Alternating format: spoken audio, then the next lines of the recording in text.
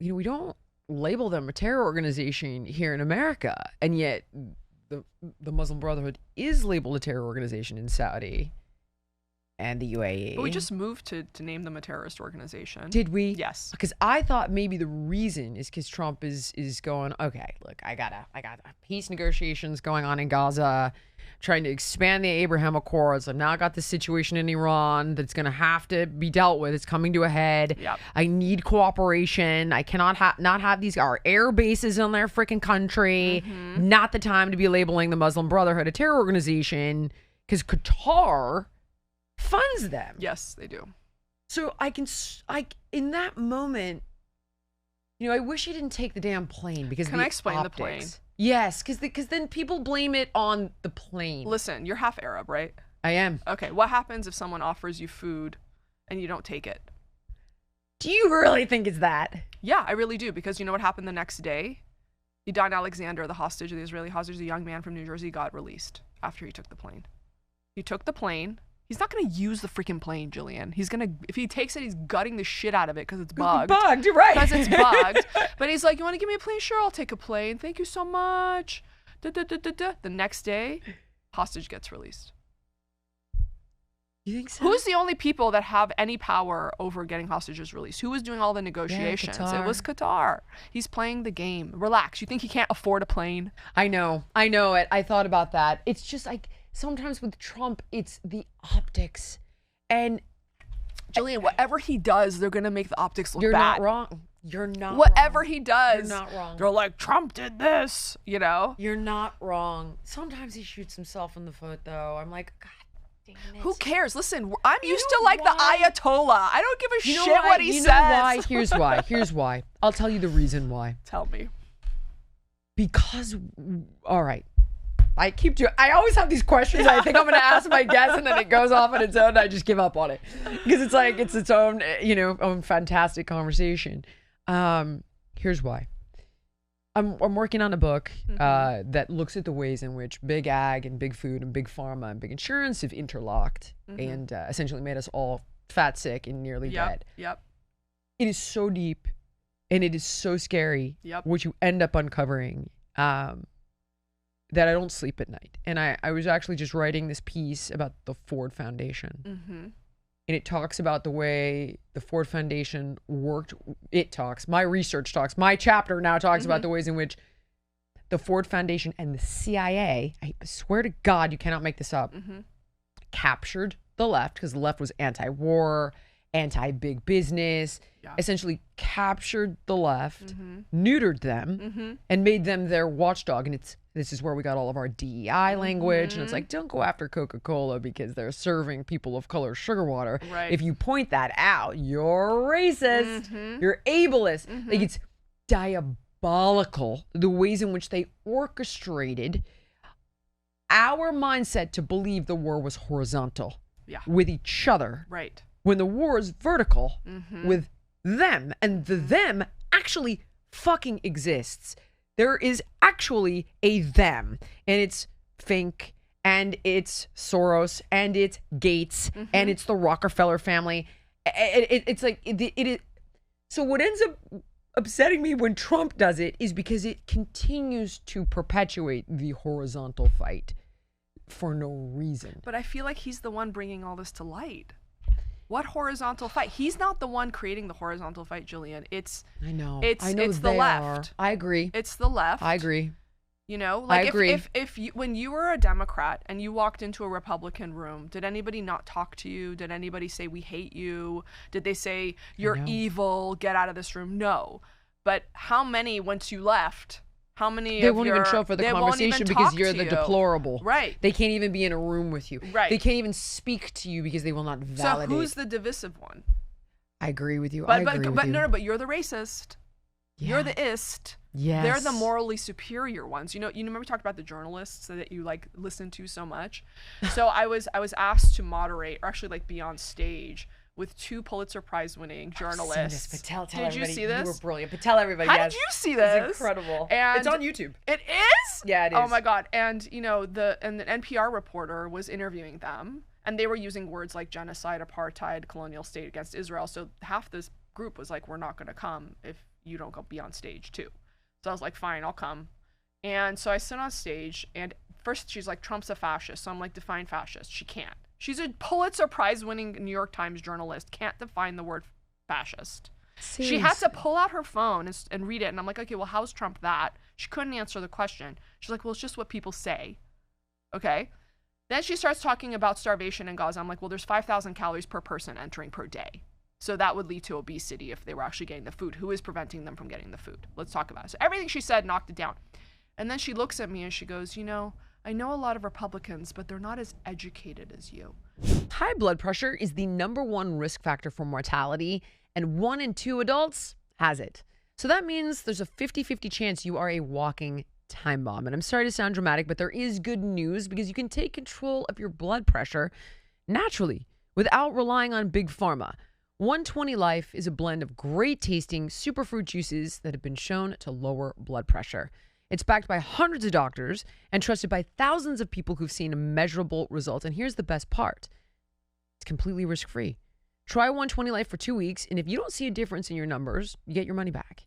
You just go to 120life.com. That's 120life.com. And you use the code Jillian to save 20% and get free shipping. This is serious. For real, guys. Honestly, this is your life we're talking about. And 120 Life can help. All right, team, picture this. It's late at night, you're scrolling, and bam, the perfect product hits your feed. You add it to the cart, you shop a bit more, you head to checkout, but your wallet is across the room. And then you spot it, the purple Shop Pay button. No digging for your card, no forgotten passwords, just one tap, and you're done. And it's a game changer in the chaos of online shopping. And that, my friends, is the power of Shopify for millions of businesses worldwide. In fact, Shopify drives 10% of all U.S. e-commerce, from household names like Gymshark and Kylie Cosmetics to solo businesses just starting out like Ranch Rich Clothing. So if you have a dream to build an online store, there's no better platform than Shopify. They've got hundreds of stunning templates that match your brand, AI tools that write killer product descriptions, headlines, and even enhance photos in seconds. Their tools let you market like a pro, create emails and social media campaigns that reach customers wherever they're scrolling, and best of all, can handle inventory, payments, analytics, and more, all in one intuitive dashboard. So basically, Shopify is your expert partner with 24/7 award-winning support. See less carts go abandoned and more sales go with Shopify and their Shop Pay button. So you can sign up for your $1 per month trial today at shopify.com/Jillian. You just go to shopify.com/Jillian. That's shopify.com/Jillian. What does comfort that really carries you from morning to night feel like? For me, it's Cozy Earth, and it starts with their essential socks. They're soft, they're breathable, they're thoughtfully cushioned to support you step by step, from the first step out of bed to the end of a long day. They've got multiple styles. They fit seamlessly into everyday life.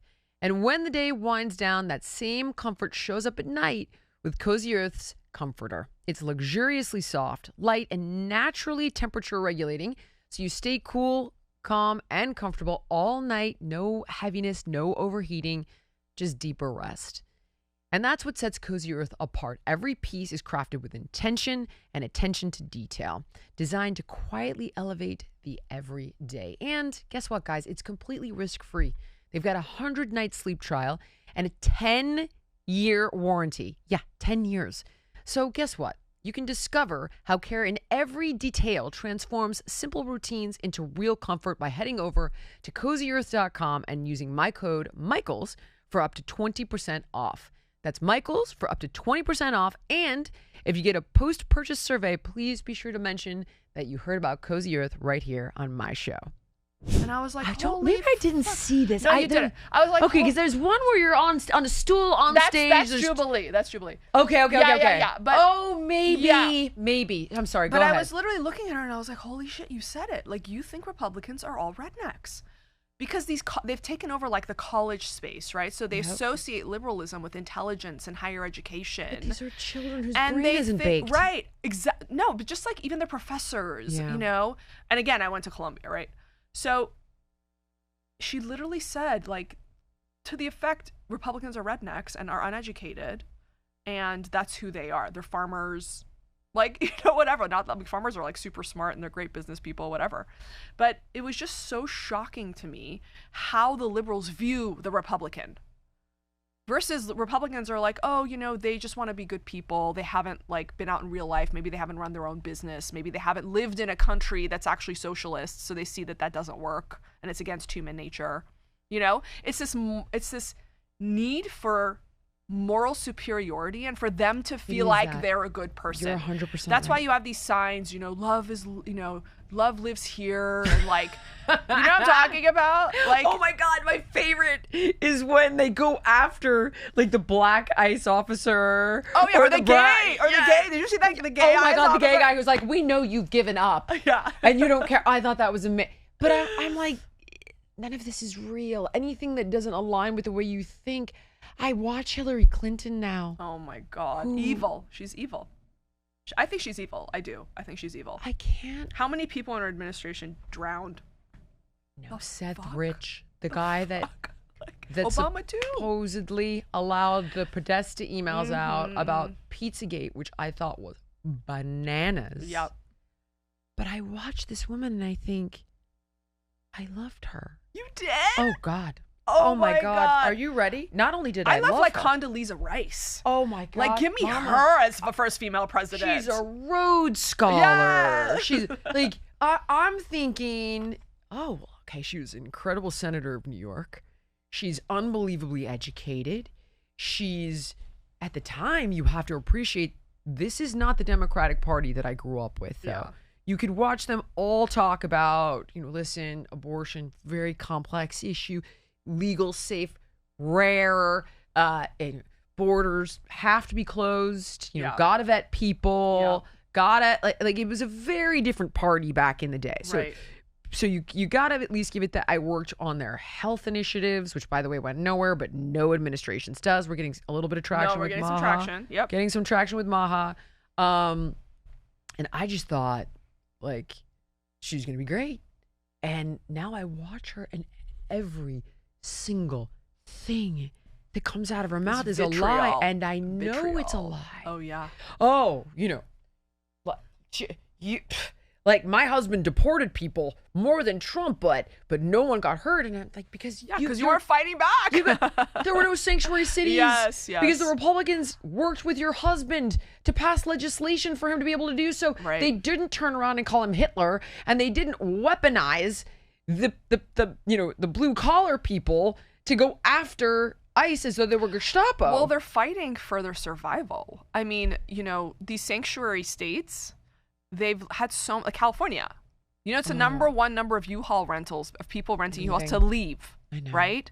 So they actually lost a House seat because the census, Obama changed it to include everyone, not just citizens. Yes. And so what they did, remember when Nancy Pelosi came out, she said she wants to give free houses to illegal immigrants? And interest-free home loans. And interest-free home loans. Why? Because they wanted their House seat back. They need that power in the House of Representatives because apportionment gives you the number of House seats based on your population. Yeah. And it used to be citizens, right? But then Obama changed it to just bodies. So these sanctuary states and sanctuary cities happened, and they're giving out free cell phones and food vouchers and all this stuff because they're like, come here, we need your bodies so we can get more representatives in the House and have more power. This is all just a power grab, always is, has nothing to do with empathy, emotions, nothing. It's a power grab. All right, guys, if you like this clip and you want to watch the full episode, click here. And if you want more content like this, you can subscribe to the show by clicking here.